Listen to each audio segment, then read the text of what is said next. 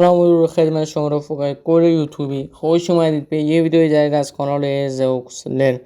خب رفقا، اومدم بهتون یه دونه ربات خفن تلگرامی بهتون معرفی کنم که به شدت توصیه میکنم تا بزنید. خیلی ربات محشریه و خفنیه که بهتون NFT میده. خب لولتون رو بالا میبرید و بهتون NFT میده و اسم این ربات اسپینر کوین هستش که فکر نکنم خیلی ها هنوز بشناسنش، ولی پروژه خوبیه و میتونه سود خوبی رو بهمون بده. خب بس بدون معطلی بریم سراغ ویدیو. خب رفقا، ربات رو استارت کنم، بریم داخلش تا بهتون نمایش بدم به چه صورت هستش. خب ببینید، الان که میبینید لول من 11 هستش. خب ببینید، برای اینکه بخواید اینو تبدیل به NFT بکنید الان توضیح میدم. خب ببینید، اول از این گزینه پایین یعنی همین ولت شروع میکنیم. خب ولت رو بزنید، میتونید از این بالا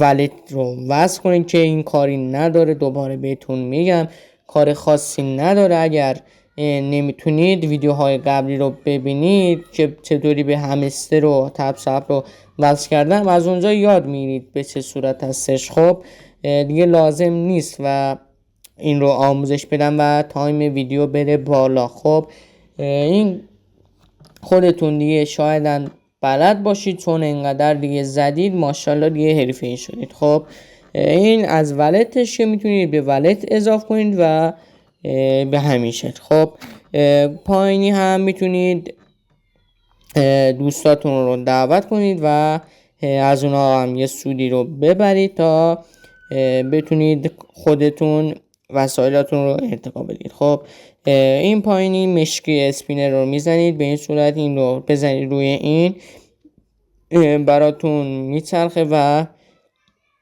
ماین میکنه. خب بعد اگر تموم شد این ریپلی رو میزنید، خودش بعد از چند ساعت پرش میکنه و دوباره باید وارد بشید و بزنید. خب بعدی ببخشید حالا اشتباهی اومد اینور، معذرت میخوام.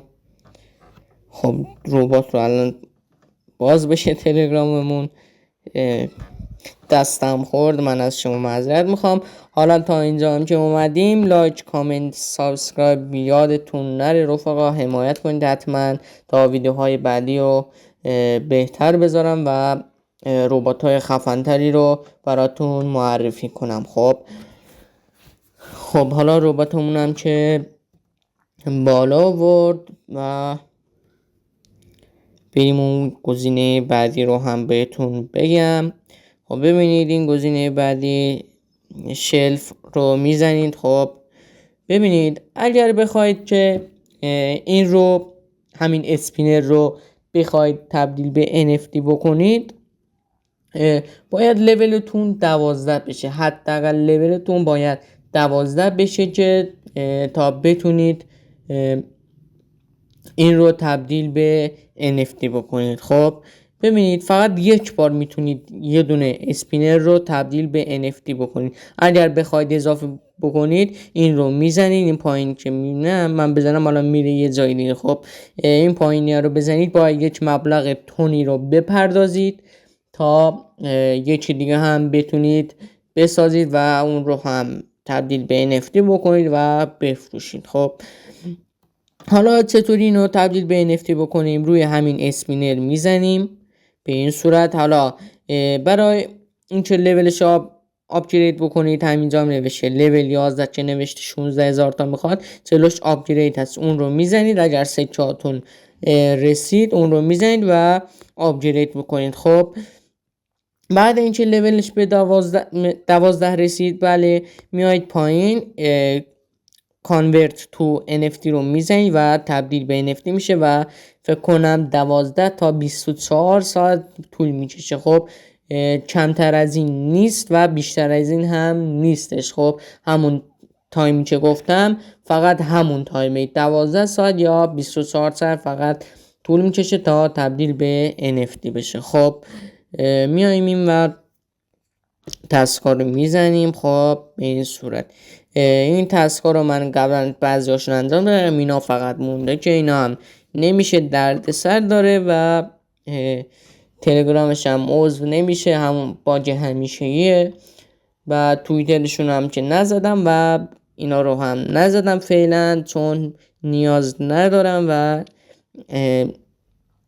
راستش درد سر داره، به خاطر همون نمیزنم. ولی بهتون پیشنهاد میکنم اون یکی تسکا رو بزنید، حتما توییترشون رو فالو میکنید و از اونجا سکه دریافت میکنید که خوب هستش. خب و اینم از اینجا بود. بعد اینجا هم یه سطحی رو داره که میتونید از اینجا هم استفاده بکنید و همین چی میتونم بگم لیگشن که میتونید از اونجا هم لیگ بندی داره و میتونید از اون هم استفاده بکنید و به همین صورت هستش که میبینید. خب حتما این رو بزنید و قیمت فکر کنم هر اسپینر لول 12 فکر کنم 1 تن و 2 یا 1 تن خورده ای هستش، 1 تن هستش دیگه تقریبا.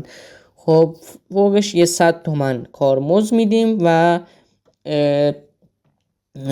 450 500 هزار تومن دریافت میکنیم که سود خوبیه دیگه، از هیچی که بهتره دیگه. خب 500 تومن پول کمی نیست الان برای ما و مفتی به دست میاریم و به همین صورت هستش که میبینید. خب بعد تبدیل به فروشش رو ببخشید برای فروشش هم یه ویدیو دیگه میگیرم که اقلا خودم لولش رو 12 میکنم انشالله، لولش 12 شد تبدیل به NFT میکنم و براتون ویدیوش رو ضبط میکنم و بهتون نحوه فروختنش رو هم آموزش میدم و بعد اینکه فروختید هم پول رو دریافت میکنید به همین صورت و به همین آسونی.